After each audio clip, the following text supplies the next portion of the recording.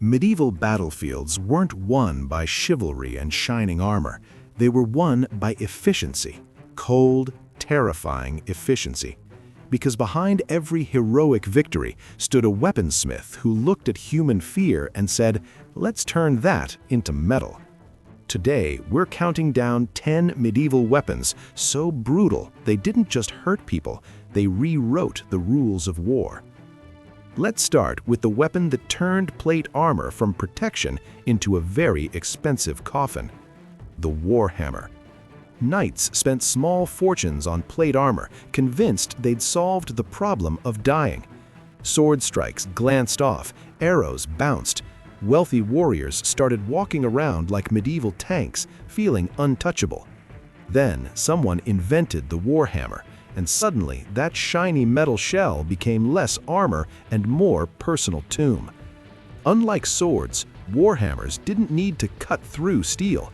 They only needed one clean hit, because the entire point was simple: concentrate huge force into a tiny area. The metal might not even break, but your skull under it absolutely would. That energy has to go somewhere, and somewhere is straight into the knight's brain. Some warhammers were even worse because they came with options. One side was the hammer face for crushing, the other side was a spike for puncturing. When your enemy is basically a walking tin can, you don't swing harder, you bring a can opener. And here's what made warhammers truly terrifying: they were accessible. You didn't need years of sword training. You needed strength, bad intentions, and an understanding of where the head is located on a human body. That's it. It was medieval user-friendly design. Plate armor promised safety. The warhammer delivered reality.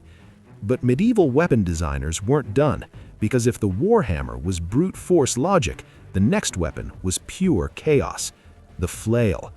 A wooden handle, a chain, and a spiked metal ball. It looks simple until you try to use it, and then you realize the flail doesn't obey you, it obeys momentum. The chain adds a delay between your swing and the impact, which means timing becomes a nightmare.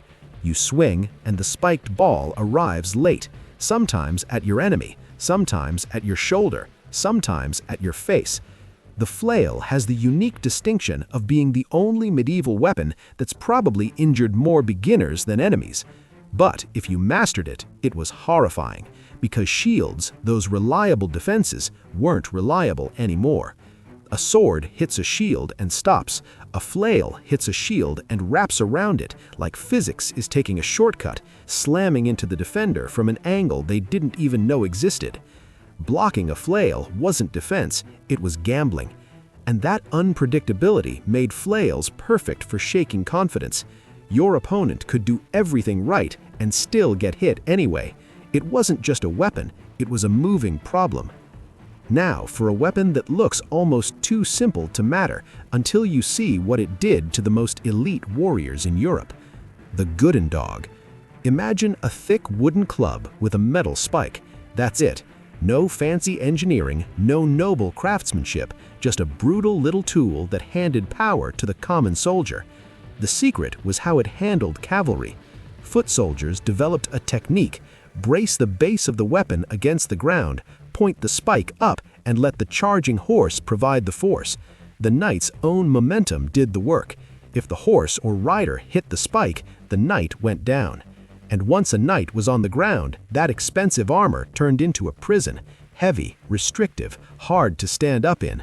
A medieval turtle flipped onto its back. That's when the club end finished the job. The Guten Dog didn't just hurt knights, it humiliated the entire idea that nobility and expensive gear made you superior.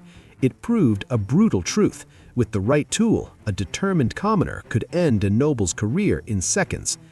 Next, let's jump to the opposite extreme: a weapon so dramatic it looks like someone took a normal sword and said, "Make it unreasonable."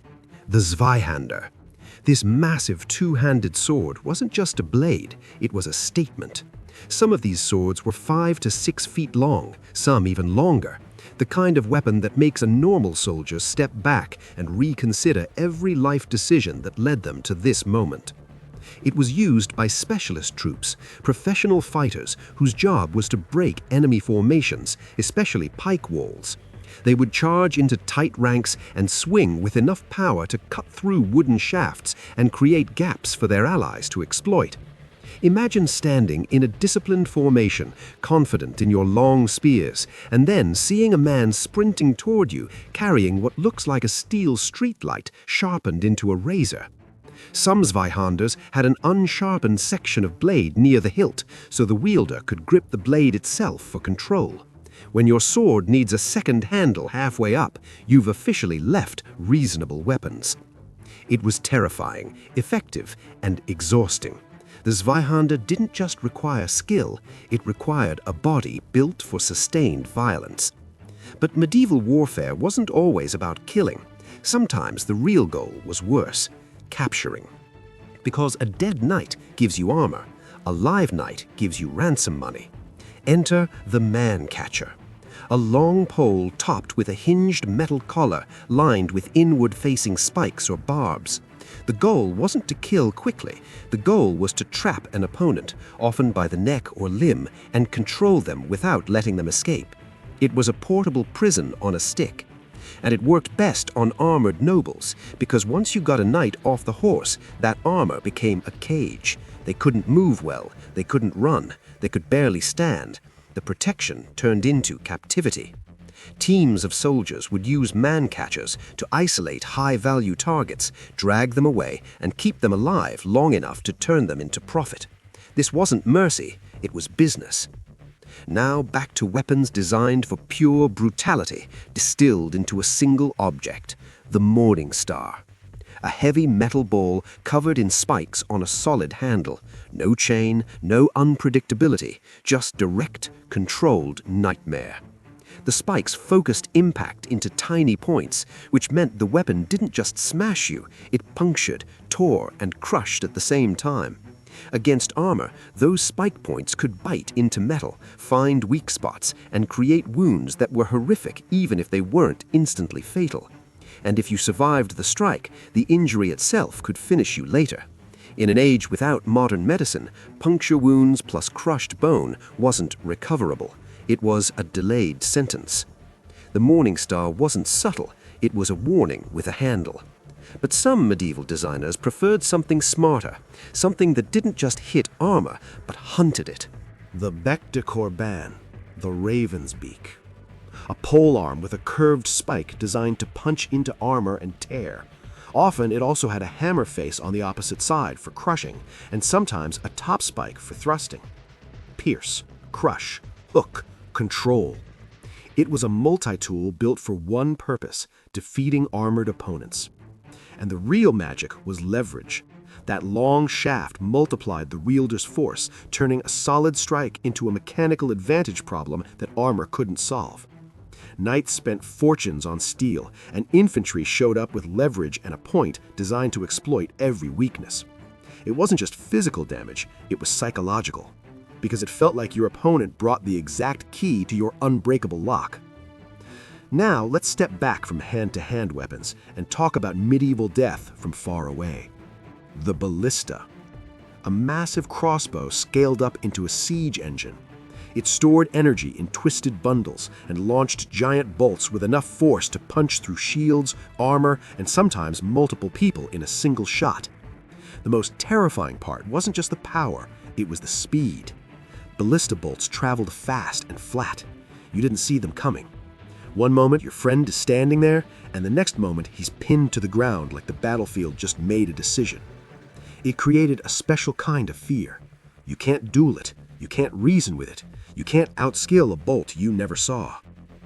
Then there was the Scorpion, a smaller, faster torsion weapon built for accuracy and rate of fire. The ballista was brute force at range, the Scorpion was precision. It could pick people out. Leaders, officers, anyone unlucky enough to be visible. Imagine trying to command troops while knowing that a weapon you can barely see might be aimed at your chest right now. That anxiety wasn't a side effect, it was part of the weapon. Defenders on walls under Scorpion fire didn't just take losses, they took stress, they flinched, they hesitated, they broke. And finally, the king of siege warfare, the trebuchet. This wasn't just a weapon, it was engineering turned into a threat. A massive counterweight drops, the long arm whips up, and a sling releases a projectile big enough to turn stone walls into broken hope. A well-built trebuchet could hurl enormous stones over long distances with enough force to shatter towers, crack battlements, and collapse sections of castle like they were made of dry bread. But trebuchets weren't just about breaking walls, they were about breaking people. Because once defenders saw one being assembled outside their city, they knew the siege had changed. They weren't waiting out soldiers anymore, they were waiting out physics. And medieval armies didn't always launch stones. Sometimes they launched filth, carcasses, bodies, disease, anything to rot morale from the inside. When your enemy starts throwing nightmares over your walls, surrender starts sounding like a reasonable plan. These 10 weapons reveal the real story of medieval warfare, an arms race between protection and the people determined to defeat it. Armor rose, weapons evolved, fortifications grew, siege engines answered. Because human ingenuity doesn't only build beautiful things, sometimes it builds the perfect tool to end someone's life in the most efficient way possible. So, which of these would you least want to face? The Warhammer, the Morning Star, or the Man-Catcher? Because at least the others just kill you, but that one drags you away and sends your family an invoice.